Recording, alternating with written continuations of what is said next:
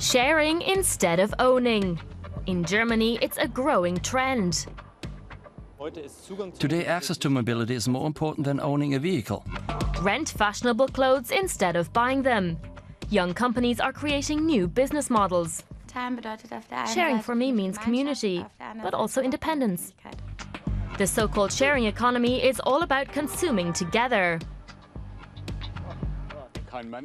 No person lives alone and no one works only for themselves. That's why it's important that people work together. For many German farmers, there's no other way. It's corn harvest time.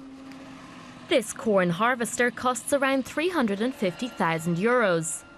Turnips and potatoes need to be harvested too. No farmer could afford to own all these machines, so they share. I have a neighbor who doesn't have a harvester, so I bring him mine. I harvest his grain, and in the fall during the potato harvest, he has a potato harvester, so he harvests my potatoes for me. And that all gets paid for through the farm machinery cooperative. In summer, I get paid for harvesting the grain through the machinery cooperative, and in fall, he gets the money from the machinery cooperative for the potato harvest. About 200,000 farmers share their equipment through the Farm Machinery Cooperative. The organization was founded in 1958. In Germany, it was the prototype for the sharing economy.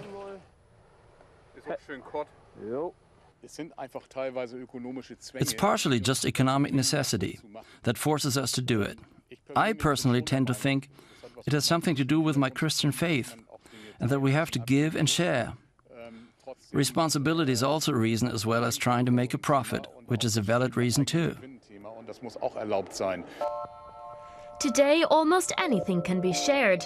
Your apartment with tourists, food with your neighbor, or offering your yard to campers. Companies that act as agents have spotted a business opportunity. The Hamburg startup Wunda offers carpooling services. That means people come together to share rides through the city.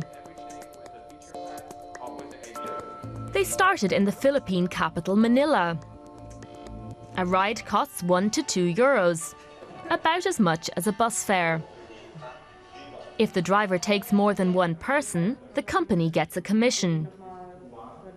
Drivers and passengers are connected through an app. Company founder Gunnar Froh, the former Germany boss of Airbnb, wants to make better use of resources. Most people in big cities commute to work, and many use their own car. Often they drive alone. In really big cities like Manila, where we operate now, the traffic is unbelievable. People are on the road an average of 4 hours a day. Trains are completely overfilled, so it makes sense when people can find each other using an app and can travel together and share fuel costs. German ride-sharing services offer rides in private cars. But in this case, from one city to another. Ordering a ride through an app is easy. For young people in cities, owning a car is no longer that important. People think more about where the nearest shared car is parked and where to meet the driver instead of worrying about things like registering a car and paying taxes for the car. Simply because they now know they can use a shared car for less money. And you don't need to pay an arm and a leg for fashion either. These two businesswomen have developed a borrowing service for clothes. For 34 euros a month, you can take out 4 pieces of clothing. Orders go through the website. There you can enter your fashion preferences so that the right outfit can be assembled for you.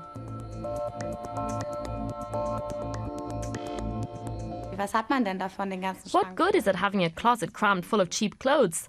That's not something you've worked hard for. It's not even fun to own clothes like that. There's so much garbage in the closet.